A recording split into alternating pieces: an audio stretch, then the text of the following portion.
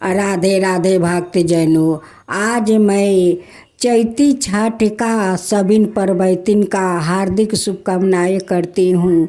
सभिन को छठ माता खुश रखे, सूखे रखे, उनकी मन चाहे फल दे, उनकी पुत्रा दे, धन दे, संपत्ति दे, उनकी सुहाग का अमर रखे, पुत्रा का अमर रखे। यही छठी माता से मेरी दुआ है।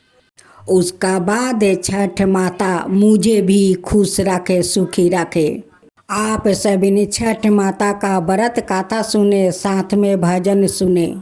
अब आप लोग माँ छठी का भजन सुनिए। कृष्ण जी के बाग में नारियरवा परे गवंदे हो लाले, नारियरवा परे गवंदे हो लाले।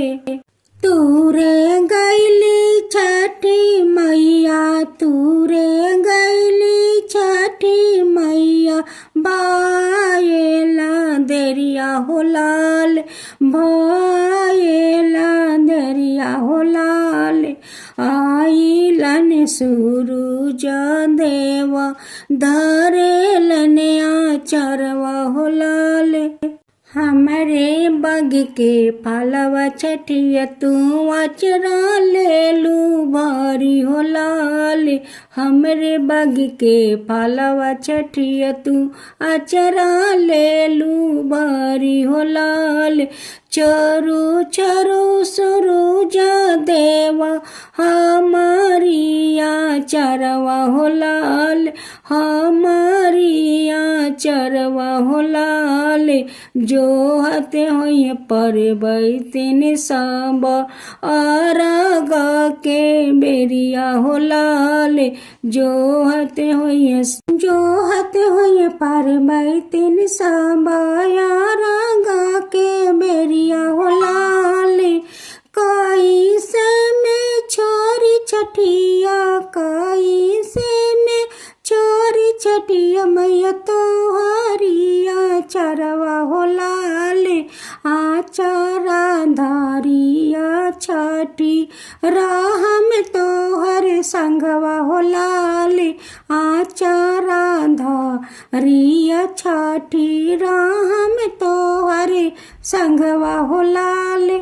छठी मैया सूरज भगवान से का कहतारी त सुनी लोग का कहतारी। जालावा में खारा बा संतानवा हमारे हो लाल। 3 दिन के भूखल सूरज देवा, जालावा में खारा हो बा, जालावा में खारा बा संतानवा हमारे हो लाल। 3 दिन के भूखल सूरज देवा, जलावा में ठारे हो बा। माँ के दर दिया सूरज देवा, रौरा का जानम हो लाल। माँ के दर दिया सूरज देवा, रौरा का जानम हो लाल।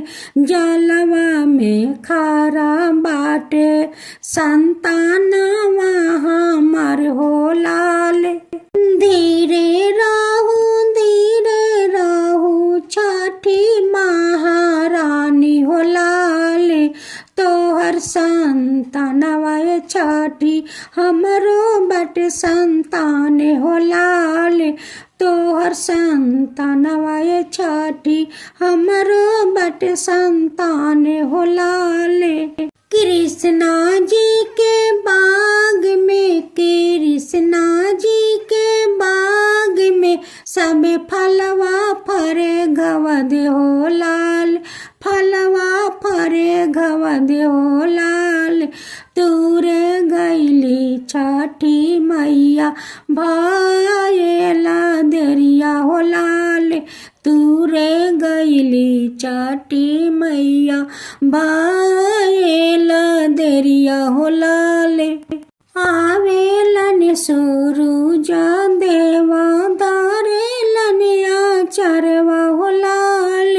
हमर बाग के फलवा छठिया अचरा ले लू भरी हो लाल हमर बाग के फलवा छठिया अचरा ले लू भरी हो लाल चोरू चोरू सूरज देवा हमारिया चरवा हो लाल तनिए सा सूरज देवा देती अपन दर्शनवा हो लाल जलवा में खारा बासन तनवा सब हमार हो लाल जलवा में खारा बासन तनवा सब हमार हो लाल तोहर संतनवा छठी हमरो बासंतान हो लाल हमरो बासंतान हो लाल। जय छठी मैया, जय छठी मैया, जय सूरज भगवान, जय सूरज भगवान की जय। गंगा जी के पनिया लहे नैया लगले आकाश नैया लगले आकाश हाथे चरी आवेलन सूरज देवा दुलाहिनिए के साथ दुलाहिनिए के साथ गंदिया में आवे लाहौरी लावा लागे छठी माई के गोर लागे छठी माई के गोर गंगा जी के पनिया लही नैया लगा ले आकाश नैया लगा ले आकाश हाथी चारी आवेलन सूरज देवा दुलाहिनिए के साथ दुलाहिनिए के साथ गोंदिया में आवेला होरी लावा लागे छठी माई के गोर लागे छठी माई के गोर। जय छठी मैया, जय छठी मैया, जय सूरज भगवान, जय सूरज भगवान की जय।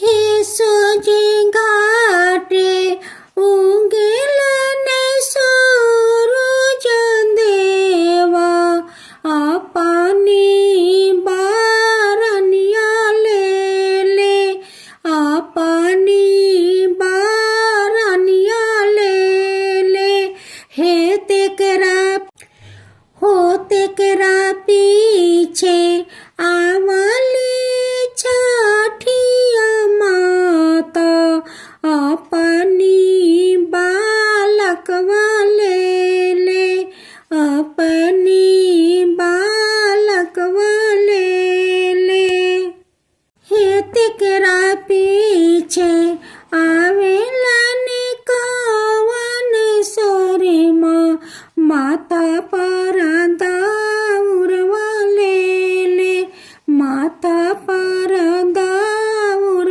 वाले ले हे तेकरा पीछे आवली अंजनु देई गोदी में बालक वाले ले गोदी में बालक वाले ले हे सोजे घाटे उगेलन सूरज देवा अपनी बारनिया ले ले अपनी बारनिया ले ले हे तेकरा पीछे आवली छठिया माता अपनी बालक वाले ले अपनी बालक वाले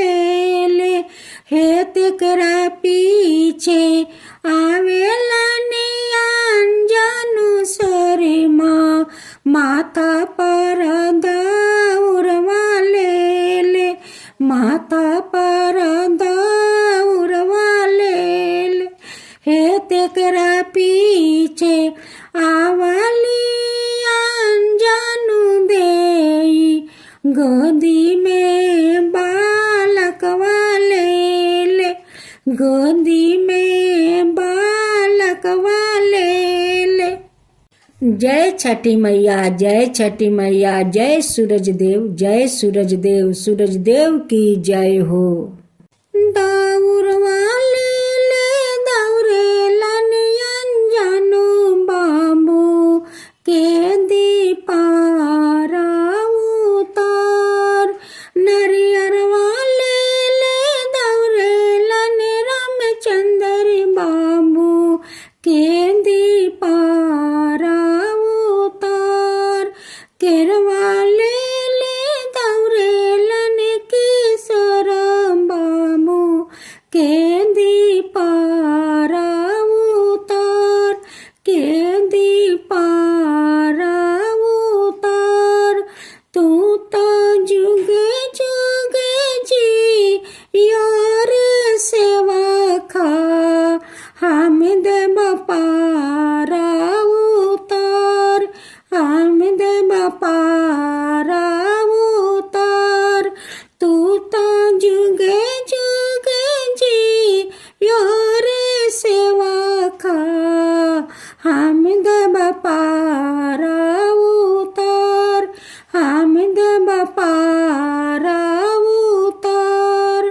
पूजे तिलवा ले दौड़ेला सुरेश बाबू, ऊजे मुखिया लेके दौड़ेला अशोक बाबू, ऊ मोरैया लेके दौड़ेला रमजीत बाबू के दीपारा उतार, के दीपारा उतार। सब फलवा लेके दौड़ेला कुंदन बाबू के दीपारा उतार, सब फलवा लेके दौड़ेला संजय बाबू के दीपारा उतार, के दीपारा उतार। तू ता जुगे जुगे जियो रे सेवा खा, हामिद बपारा उतार, हामिद बपारा उतार। तू ता जुगे जुगे जियो रे सेवा खा, हामिद बपारा उतार, हामिद बपारा उतार। जय छठी मैया, जय छठी मैया, जय सूरज भगवान, जय सूरज भगवान, सूरज भगवान की जय हो। अरिया पानाया गनवायन जानो बाबू हो माँ मारे करस, अरिया पानाया गनवा रामचंद्र बाबू हो माँ मारे करस, अरिया पानाया गनवा किशोर बाबू हो माँ मारे करस, अरिया पानाया गनवायन सुआ बाबू हो माँ मारे करस, अरिया पानाया गनवा संजुआ बाबू हो माँ मारे करस। अरे हो मावा के धुआं सूरज देवया कसे चली हो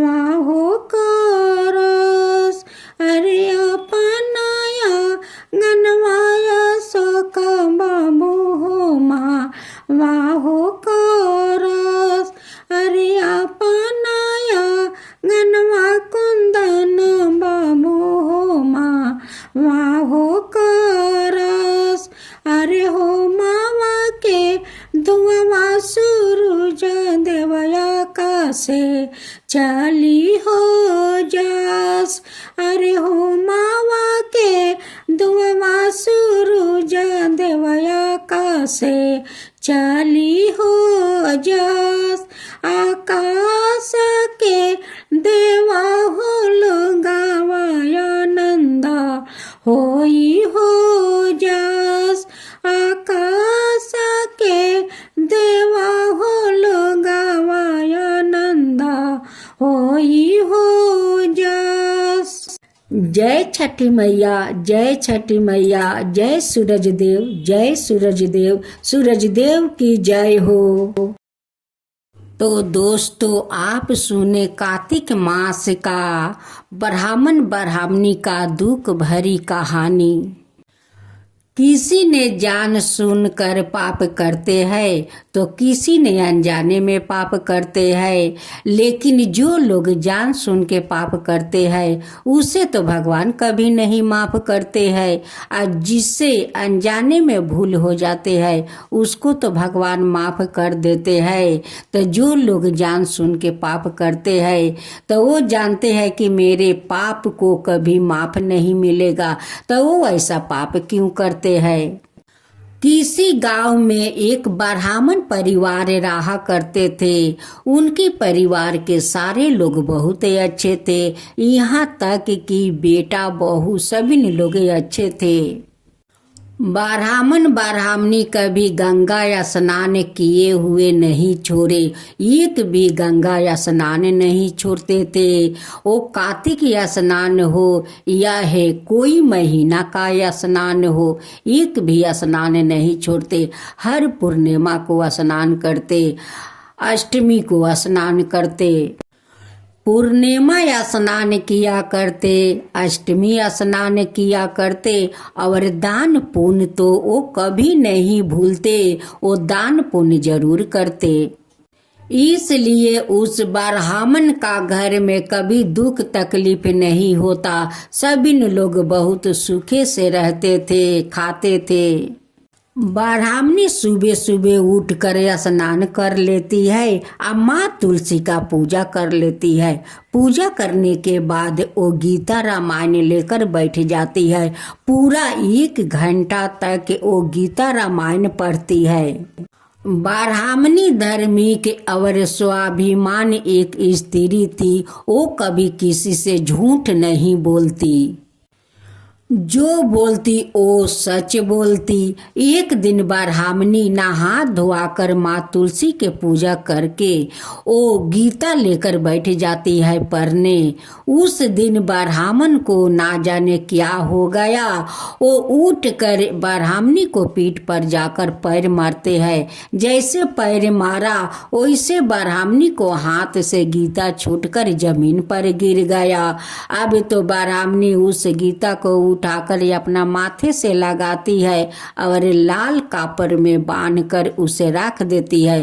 तब जाकर ब्राह्मण देव से पूछती है, ब्राह्मणी जाकर ब्राह्मण देव से पूछती है कि हे ब्राह्मण देव, हमारा कसूर तो बताइए कि कौन ऐसा मुझसे कसूर हो गया कि आप जाकर पीछे के भरे मुझे पीठ पर पैर मारा। क्या कसूर हुआ है मुझसे, कौन ऐसा भूल हो गया कि आप जाकर पैर मार दिया। आप तो ऐसा कभी नहीं किया, आज क्यों किया। आप तो जानते हैं कि मैं 12 बरस का उम्र से मैं गीता रामायण पढ़ती हूँ। ब्राह्मण देव कहते हैं कि तुम उठकर सुबह सुबह गीता लेकर क्यों बैठ जाती हो, मुझे अच्छा नहीं लगता है। ब्राह्मणी कहती है कि आपको मुझे गीता पढ़ना अच्छा नहीं लगता है तो आप धर्म क्यों करते हैं, क्यों गंगा स्नान करते हैं, क्यों पूर्णिमा स्नान अष्टमी स्नान करते हैं, वो भी तो धर्म है। ब्राह्मण देव बहुत सोच में पड़ जाते हैं कि ब्राह्मणी तो कोई झूठ नहीं बोल रही है, वो जो बोल रही है वो तो सब सच बोल रही है। मैं क्यों जाकर अपना ब्राह्मणी को पैर मारा। अब तो ब्राह्मण सोचने लगा कि मुझसे तो बहुत बड़ा पाप हो गया है कि मेरी ब्राह्मणी तो गीता रामायण पढ़ रही थी, मैं जाकर पैर से क्यों मारा। अब तो ब्राह्मण देव अफसोस करने लगे कि मुझसे तो बहुत बड़ा पाप हो गया है, इस पाप से मैं मुक्ति कैसे पाऊंगा। ब्राह्मण देव तो पहले से ही गंगा स्नान कर रहे थे। ब्राह्मण देव सोचा कि मैं मंदिर मंदिर जाकर भगवान से क्षमा मांग लेती हूँ, शायद भगवान मुझे क्षमा कर देंगे।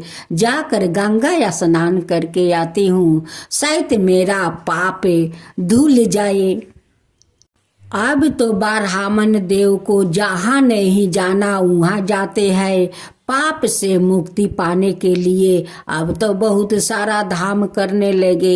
एक दिन ब्राह्मण देव अयोध्या श्री राम जी का मंदिर जा रहे थे और उनके साथ साथ एक जमदूत अपना भेष बदलते हुए उनकी साथ साथ जाने लगे।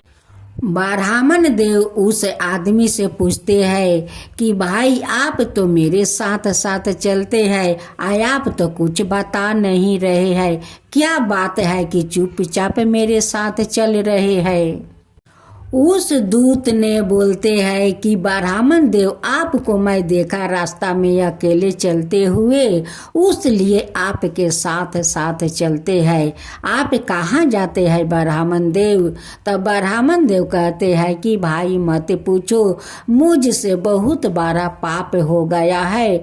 मेरे पत्नी गीता रामायण पढ़ रही थी, अब मुझे ना जाने क्या हो गया। मैं अपना ब्राह्मणी को जाकर पैर मारा पीठ में और उनकी हाथ से गीता छूटकर जमीन में गिर गया। मेरी ब्राह्मणी मुझसे पूछने लगी कि हे ब्राह्मण देव, मेरा कसूर क्या है, मुझसे कौन ऐसा भूल हो गया कि आप मुझे पैर मारा। इसी पाप को मैं मुक्ति पाने के लिए अयोध्या श्री राम के पास जाता हूँ। ब्राह्मण देव कहने लगे कि भाई अपना तो सारा बात आपको बता दिया, लेकिन आप तो अपना कहानी नहीं बताया। तो दूत कहते हैं कि मैं क्या बताऊं, मुझसे तो हमेशा भूल होते रहते हैं। मैं तो मजबूर होकर भूल करता हूँ, पाप करता हूँ। मेरा तो यही पाप करना और भूल करना मेरा काम और धर्म है। लेकिन ब्राह्मण देव को तो ये भी पता नहीं है कि जिससे वो बातचीत करते हैं वही तो जमदूत है। दूत कहने लगे कि हे ब्राह्मण देव, आपसे तो पाप हुआ है। आप जितना गंगा स्नान कीजिए, जितना धाम कीजिए, आप चाहे श्री राम जी के पास जाइए, लेकिन आपको पाप धोने वाला नहीं है, क्योंकि आपसे तो पाप हुआ है। आपका पत्नी तो गीता रामायण पढ़ रही थी, उसका आप अपमान किया है। गीता रामायण को आप अपमान किया है, गीता को अपमान किया है। तब ब्राह्मण देव उस आदमी से पूछते हैं कि भाई मेरा मुक्ति कैसे मिलेगा, मेरा पाप कैसे धुलेगा। तब जाकर उस आदमी ने कहा कि हे ब्राह्मण देव, आपका मुक्ति जरूर मिलेगा, लेकिन अभी बहुत समय है और वो मुक्ति आपका ब्राह्मणी दिलाएगी। उस आदमी का बात सुनकर ब्राह्मण देव अपना घर लौटे आते हैं और दूत अपना रास्ता चले जाते हैं। ब्राह्मण ब्राह्मणी दोनों तो बूढ़ा हो चुके थे, बहुत वयस हो चुका था। कार्तिक मास का महीना था और उनकी घर का परिवार सब लोग छठ व्रत कर रहे थे। ब्राह्मणी अपना सभिन बहू से षष्ठी का दिन कहती है, जाने की संध्या घाट जाने के समय कहती है कि बहू तुम लोग अच्छा से मुझे सजा देना, मेरा तो जाने का समय आ गया है। तब बहू लोग अपना सास का बात को समझ नहीं पाई और कहती है कि माँ आज आपको कहीं नहीं जाना है, देखिए हम लोग को घाट पर जाना है, आप जाना है तो कल चल जाइएगा, लेकिन आज मत जाइए। सासू माँ फिर से कहती है कि नहीं बहू, मेरा तो जाने का समय आ गया है भगवान का पास, मुझे अच्छा से सजा देना। सबिन बहू को यही लगा कि सासू माँ हम लोग से मजाक कर रही है। ब्राह्मणी तो कभी झूठ बोली नहीं, अपना बहू से तो सारी बात सच बोली कि मुझे तो कल जाना है भगवान के पास। लेकिन बहू लोग का समझ में नहीं आया, वो लोग तो यही समझे कि सासू माँ मजाक कर रही है। ब्राह्मण का सभी परिवार छठ घाट जाते हैं, अर्घ देते हैं। जब पूजा समाप्त हो गए तो सब लोग घर आते हैं और सासू माँ से कहती है बहू कि माँ, मैं आपको सुबह सजा दूंगी, आप भी हम लोग के साथ घाट चलेंगे। सासू माँ कहती है कि नहीं बहू, तुम लोग घाट चली जाना, मुझे तो भगवान का पास जाना है। ब्राह्मण का सभी परिवार सतमी घाट जाते हैं, वहाँ पर जाकर पूजा पाठ करते हैं। यहाँ छठ माँ आकर उस बूढ़ी माई का 16 श्रृंगार कर देती है और बूढ़ी माई खटिया पर अपना सोए हुए श्रृंगार किए हुए खूब सुंदर लग रही थी। एक दुल्हन के तरह है छठ माँ उस ब्राह्मणी को सजा दी थी कि ब्राह्मणी तो सदवा है, वो जाएगी तो साज सूझ कर भगवान को पास जाएगी। जब ब्राह्मण का परिवार घाट से आकर देखते हैं, अपना सासू माँ को बहू लोग देखती है तो कहती है कि सासू माँ को सजाया तो कौन सजाया, एकदम दुल्हन के तरह सजावट किया है, ये कौन ऐसा आदमी सजावट किया है। जब बूढ़ी माई का बेटा लोग जाकर अपना माँ को बुलाते हैं कि माँ, माँ उठो, माँ उठो, माँ तो नहीं है, माँ तो बैकुंठ में जाकर बैठ गई थी। ब्राह्मणी का तो इतना भाग्य अच्छा था, इतना भाग्य अच्छा था कि छठ माँ के साथ साथ बूढ़ी माई को भी विदाई हो गया। ब्राह्मणी तो दान पुण्य करती, भगवान का पूजा पाठ करती, गीता रामायण पढ़ती, उसी धर्म के कारण तो ब्राह्मणी को वैकुंठ प्राप्ति हो गया। बहू लोग अपना सास को सजावट देखकर अचकित हो गई, उधर बेटा लोग अपना माँ को सजावट देखकर अचकित हो गया कि मेरी इसलिए माँ धर्म करती है, इसलिए पूजा पाठ करती है, मेरी माँ तो सत्य पर चलती है, सत्य बोलती है, इसलिए तो आज माँ को आज खुद स्वयं माँ छठी आकर सजाई आई, अपना साथ लेकर चली गई।